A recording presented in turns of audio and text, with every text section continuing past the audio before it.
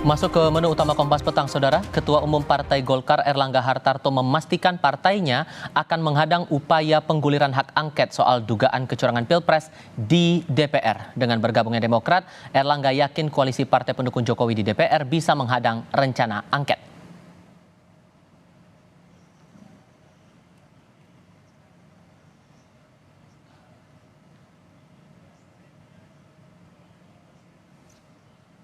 Ya kalau hak angket kan hak politisi DPR. Tapi Partai Golkar dan koalisinya itu pasti akan menolak. Dan kedua, koalisi presiden sampai saat ini adalah bertambah dengan Mas Ahaye masuk. Jadi yang di luar pemerintah semakin sedikit. Melihat komposisi kekuatan politik di DPR saat ini, parpol pendukung Prabowo harus berhadapan dengan 5 parpol di luar kubu mereka guna menghadang digulirkannya hak angket usulan Capres Ganjar Pranowo. Lalu seberapa besar kemungkinan usulan hak angket di DPR ini bisa terwujud? Kami diskusikan bersama dengan para narasumber. Bergabung saat ini politisi Partai Gerindra Andre Rosiade, kemudian politisi PDI Perjuangan Deddy Sitorus, dan dosen ilmu politik Universitas Paramadina Ahmad Khairul Umam. Selamat sore semuanya, apa kabar? Selamat sore. Terima kasih sudah bergabung bersama kami. Oke. Selamat sore Bang Khairul Umam, selamat sore Tifa. Siap, selamat sore Bang.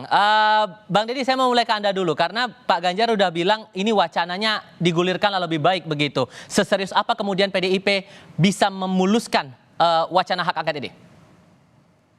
Kalau soal seserius apa, ya kita serius ya. Dalam artian ini kan satu hak politik ya yang dimiliki secara legal oleh DPR. Dan saya kira itu baik tidak saja bagi demokrasi kita, tapi juga baik dalam rangka menunjukkan bahwa DPR ini memang mendengar suara-suara yang berkembang di masyarakat. Dan kalau hak angket itu digulirkan, mohon jangan lupa bahwa ini bukan sengketa pemilu, ya, bukan soal hasil pemilu. Ini soal bagaimana kekuasaan hari ini, instrumen-instrumen negara, bagaimana lembaga-lembaga terkait penyelenggaraan pemilu menjalankan tugas-tugasnya itu sesuai mandat konstitusi dan undang-undang yang ada. Jadi bukan persoalan hasil pemilu urusannya di tempat lain. Jadi kalaupun diadakan angket di DPR RI ini untuk menjaga demokrasi ini, supaya ketidakpuasan yang berkembang di kalangan masyarakat luas ini bisa terjawab secara terang benderang. Jadi tidak dilihat ini sebagai persoalan jumlah suara, siapa yang menang, tidak. Kita butuh negara ini, masyarakat kita ini masih percaya pada demokrasi, masih percaya pada proses-proses politik, perundang-undangan, manajemen kekuasaan yang beradab gitu ya. Ini yang menjadi tantangan dalam rangka hak angket. Sederhananya efek apa yang diharapkan oleh PDI Perjuangan dengan hak angket ini, Bang?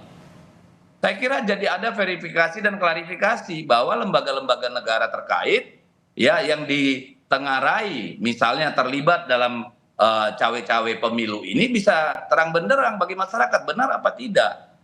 Karena misalnya begini, itu majalah Tempo sudah berulang-ulang dari awal memberitakan bagaimana cawe-cawe presiden gitu ya, cabang-cabang eksekutif termasuk aparatur kekuasaan, aparat hukum terlibat dalam proses-proses pemenangan, bahkan intimidasi di berbagai tempat. Ini kan persoalan yang sangat mendasar gitu ya. Jadi sekali lagi saya mau bilang ini bukan urusan hasil pemilu gitu. Karena pemilunya dari awal aja sudah bobrok gitu ya. Ngapain kita persoalkan hasilnya? Hasilnya ya biarkanlah. DPR perlu menjaga marwah pemilu ini. Perlu menjaga bahwa siapapun yang terpilih di pemilu kemarin itu memang melalui sebuah proses yang kita katakan jurdil, luber gitu ya, dan demokratis. Jadi jangan dilihat ini sengketa pemilu, bukan. Tapi Sekjen Gerindra Pak Ahmad Muzani nih Bang Andre bilangnya tidak perlu mendengar alasan dari PDIP tadi, menurut Anda cukup kuat atau tidak Bang Andre? Ya, saya senang lihat Bang Deddy Sitorus ini udah pulang dari Kaltara ya. Senyum di rumah. Belum, gue masih di dapil tahu. Oke, lanjut Bang Andre. Kira dari rumah Bang. Jadi begini. Rumah udah aman. Di sini masih banyak bandit mau ngurang-ngurangin suara.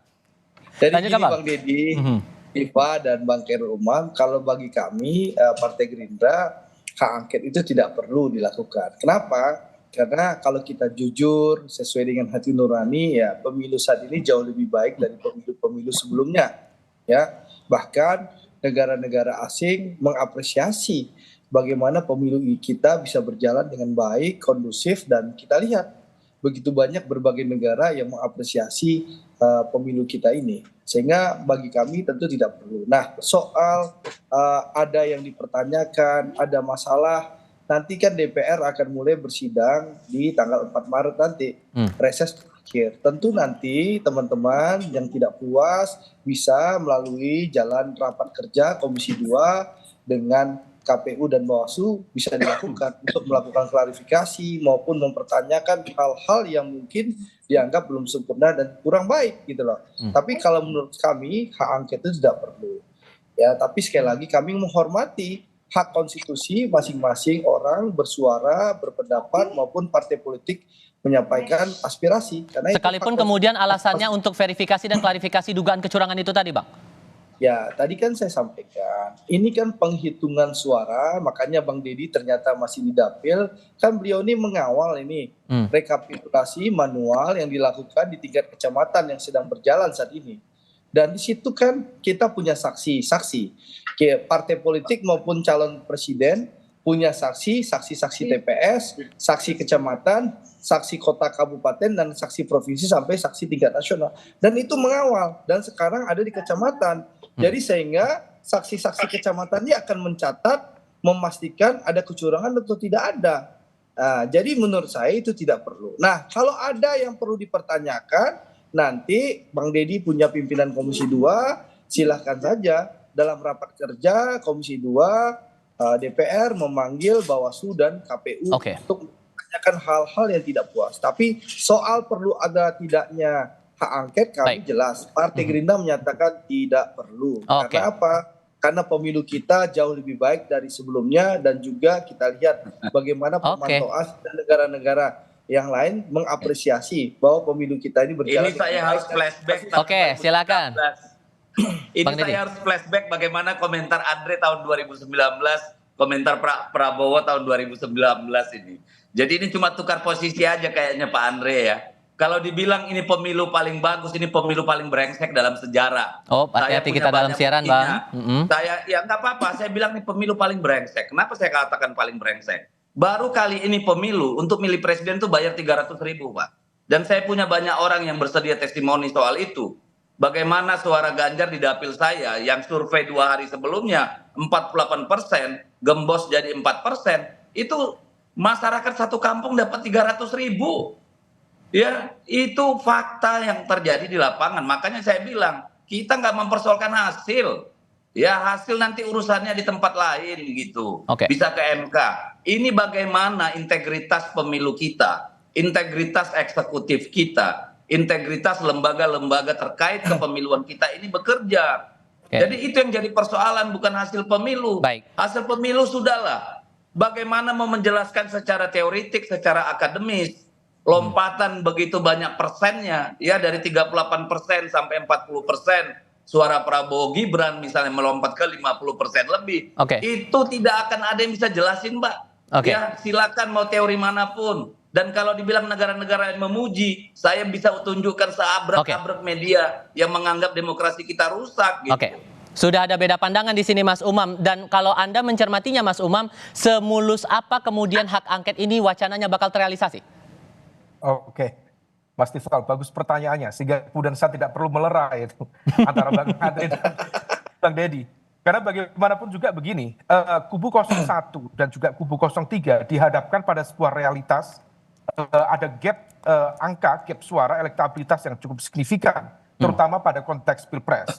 Maka yang bisa dilakukan hanya dua, satu menerima, yang kedua menolak. Kalau misal menerima dengan catatan pasti ini adalah sebuah penerimaan terhadap apa yang tadi disampaikan oleh Bang Deddy, bahwa ini adalah sebuah pelanggaran yang kemudian dianggap terstruktur, sistematis, dan masif. Tetapi kalau misal kemudian menolak, pilihannya dua. Apakah kemudian melakukan perlawanan secara konstitusional, dalam konteks ini melalui MK, ataukah jalur lain? Kalau melalui MK, maka kemudian pertanyaan dilanjutkan.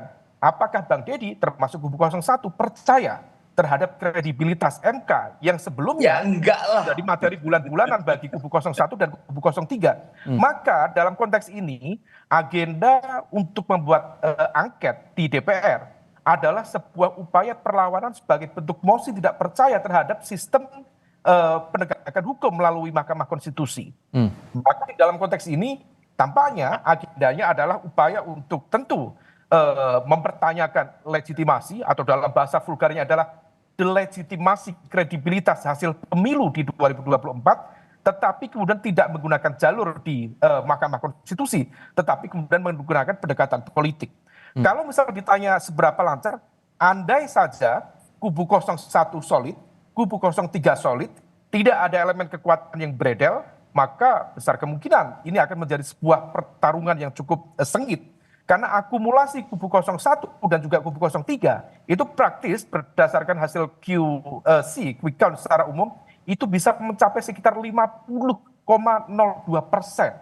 Artinya itu hampir separuh dari kekuatan politik di parlemen. Nah kalau misal kemudian hal ini bisa dikonsolidasikan tentu sangat baik. Dan ini akan membuka ruang apakah kemudian tudingan-tudingan, dugaan, kekhawatiran, concern tentang kredibilitas pemilu betul-betul terjadi ataukah sebenarnya ini ya bagian dari sebuah perdebatan bagi mereka yang kalah secara umum menurut pertanyaan dari Pak Mahfud. Tetapi di saat yang sama saya menduga ada sejumlah kekuatan politik terutama di kubu 01 kemarin sudah melakukan pertemuan terbuka dengan Pak Jokowi, kemudian juga di kubu 03 saya berkeyakinan ada feeling meskipun perlu dikonfirmasi tampaknya P3 merasa akan jauh lebih aman jika kemudian melakukan pendekatan terhadap siapa yang menang. Termasuk kita juga membaca dinamika yang berlaku hari ini. Ada nama Agus Harimurti Yudhoyono yang dilantik dari pihak Demokrat, dilantik oleh Presiden Joko Widodo sebagai Menteri ATR BPN begitu. Apakah kemudian ini bisa dibahasakan sebagai upaya dari Presiden Jokowi menghadang upaya untuk hak angket di DPR ini, Mas Umam? Kita diskusikan nanti ya. Kami akan lanjutkan usai jeda berikut ini. Mas Umam, Anda bilang potensi P3 akan berpindah ke kubu yang seberang begitu. Kemudian kita membaca juga pergerakan Pak Jokowi bertemu dengan Ketua Umum Partai Nasdem. Anda melihat bahwa ini ada upaya untuk menghadang hak angket ini tidak mulus berjalan di DPR oleh Presiden Jokowi, Mas Umam? Ya, kalau misal kita cermati, concern dari pemerintahan Jokowi di 8 bulan terakhir ini adalah salah satunya adalah menciptakan sebuah posisi soft landing yang betul-betul bisa istiqomah secara politik. Karena bagaimanapun juga tentu Jokowi sudah bisa membaca pergerakan, terutama kalau misal kemudian PDIP, partainya Bang Deddy, yang per hari ini tampaknya sedang didekati betul secara intensif untuk diyakinkan mencoba masuk di pemerintahan mendatang. Kalau misal kemudian pendekatan itu tidak berhasil dan kemudian berlanjut dengan menyalakan mesin politik oposisinya di parlemen, maka yang bisa dilakukan adalah mencoba untuk menarik elemen-elemen kekuatan yang per hari ini tidak berada di koalisi 02. Maka partai-partai kelas menengah seperti Nasdem, let's say termasuk kemudian PKB kalau misal dihitung, termasuk juga P3 yang elektabilitasnya berada di margin parliamentary threshold 4%, maka besar kemungkinan mereka akan ditarik karena karakter dari partai-partai menengah itu cenderung untuk tidak siap berhadapan-hadapan dengan kekuasaan, termasuk partai kecil. Mereka tidak didesain untuk berani dan kuat berpuasa dari kekuasaan. Maka ini adalah ruang bagi mereka untuk melakukan negosiasi dan juga kompromi. Terlebih Mas Tifal, situasi per hari ini Gerindra tidak mendapatkan kutel efek sama sekali dari Pak Prabowo, yang mendapatkan elektabilitas luar biasa, 60%. Tapi kemudian angkanya tidak masuk di Gerindra. Nah, dalam konteks transisi kekuasaan, terutama praktis di 1 tahun pertama kekuasaan, yang harus diciptakan adalah stabilitas politik dan pemerintahan. Untuk bisa menciptakan itu, belajar dari pengalaman pemerintahan sebelumnya, praktis Presiden baru membutuhkan sekitar 70% kekuatan politik di parlemen. Oleh karena itu, saya pikir Pak Prabowo, termasuk Bang Andre, akan menyatakan ahlan wa sahlan kepada siapapun yang kemudian bisa diajak, meskipun per hari ini berada di kubu yang lain. Mas Tifal. Kalau begitu Bang Deddy sebagai partai yang posisinya paling kuat di DPR 128 kursi, gimana caranya atau komunikasi apa yang diupayakan begitu agar di kubu 01 dan kubu 03 ini sepakat di DPR untuk hak angket itu tadi? Saya kira kan begini, soal bagi-bagi kursi kabinet nanti kan masih setelah Oktober. Saya mengajak teman-teman di 01, 03, mari berpikir tentang bangsa. Kita perlu menuntaskan masalah ini sehingga ketika pemerintahan baru siapapun nanti, itu bisa berjalan dengan baik, dengan legitimasi yang kuat. Makanya dari awal saya bilang hak angket ini penting, bukan untuk mempersoalkan hasil pemilu, tetapi untuk mempersoalkan seluruh proses kepemiluan kita. Bagaimana kita bisa meyakinkan publik, meyakinkan semua kontestan pemilu bahwa yang kita laksanakan kemarin itu betul-betul konstitusional, betul-betul tidak ada intervensi kekuasaan, tidak ada manipulasi kekuasaan, tidak ada intimidasi, tidak ada politik kotor, kan itu yang penting. Ini adalah persoalan politik terkait dengan membangun peradaban politik. Berarti komunikasinya Bukan dengan PKB, mempersoalkan PKS, dan menang partai-partai kalah. lain gimana tuh Bang Deddy? Nah kan itu sangat terpulang pada mereka. Kalau mereka juga mau menjadi bagian kekuatan politik yang mau dilihat rakyat sebagai peduli terhadap bagaimana membangun kelembagaan politik, proses politik yang baik dan benar, ayolah kita interpelasi. Karena apa? Tidak ada yang salah dengan interpelasi. Itu hak konstitusional dan kita pasti jaga itu sebagai proses, katakanlah, menyelesaikan persoalan-persoalan yang terjadi sampai pemilu kemarin supaya pemerintahan berikutnya itu punya legitimasi yang kuat gitu loh. Jadi nggak usah ditakutin bahwa ini adalah upaya untuk katakanlah mendelegitimasi atau tidak puas. Gitu. Saya kira itu jauh dari itu. Bagi kami yang penting bagaimana kita punya komitmen yang sama untuk menyatakan yes, this is a fair election. Ya, kalau itu sudah ya silakan. Kalau misalnya P3 nanti ternyata lebih peduli dapat 2 kursi atau Nasdem mau dapat 2 kursi, ya nanti rakyat akan menilai. Kalau gitu saya kasih giliran ke Bang Andre sekarang. Bang Andre, ini kalau dibandingkan selisih dari kursi di DPR saat ini, di kubunya 02 itu 261 kursi, sementara 01 ditambah 03, 314 kursi. Selisih 53 kursi, nggak khawatir nih saingannya sebanyak itu? Jadi pertama sebelum masuk pertanyaan Tifa ya, saya mau jawab berapa hal dulu.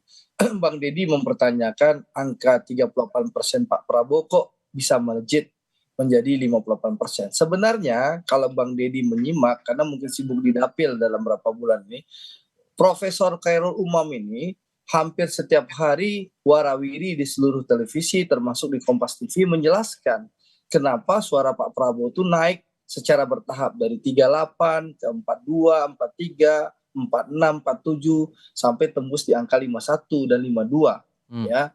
Jadi tembuslah di angka 58. Sebenarnya Prof Khairul Umam itu sudah menjelaskan, mungkin karena Bang Deddy sibuk di dapil, bertarung di Kalimantan Utara, jarang nonton TV, kita pahami itu. Tapi jadi poinnya gimana tuh?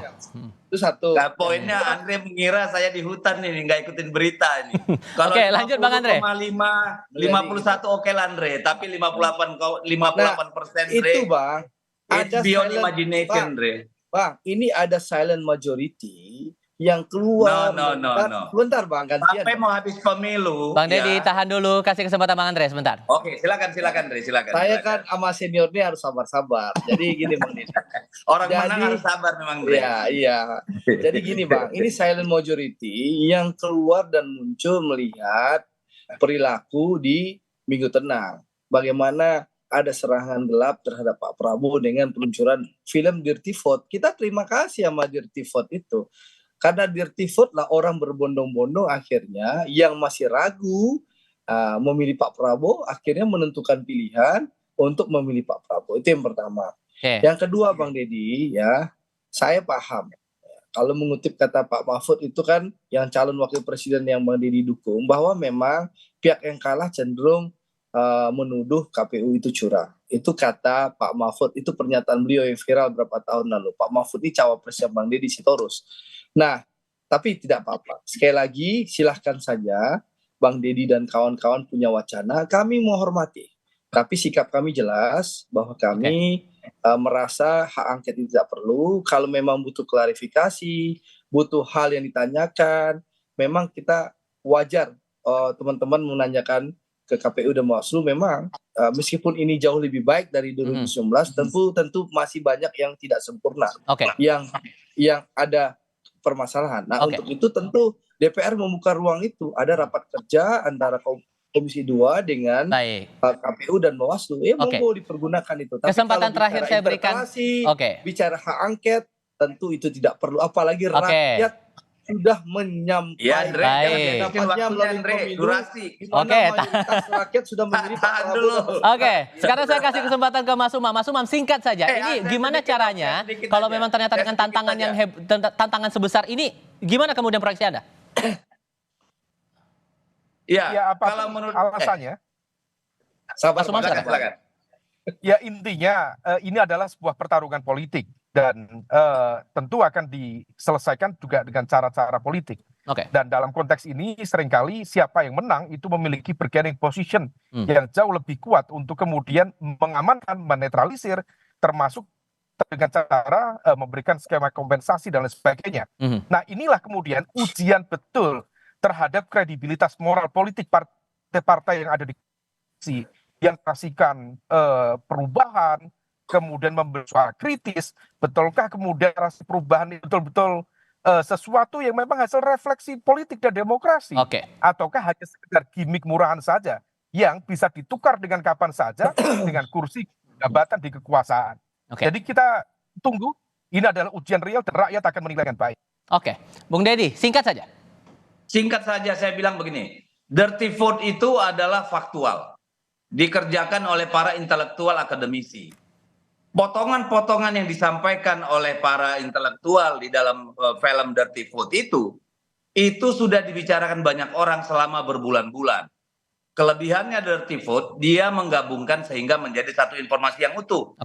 Yang saya aneh kalau dikatakan justru itu serangan hitam terhadap Pak Prabowo, justru salah.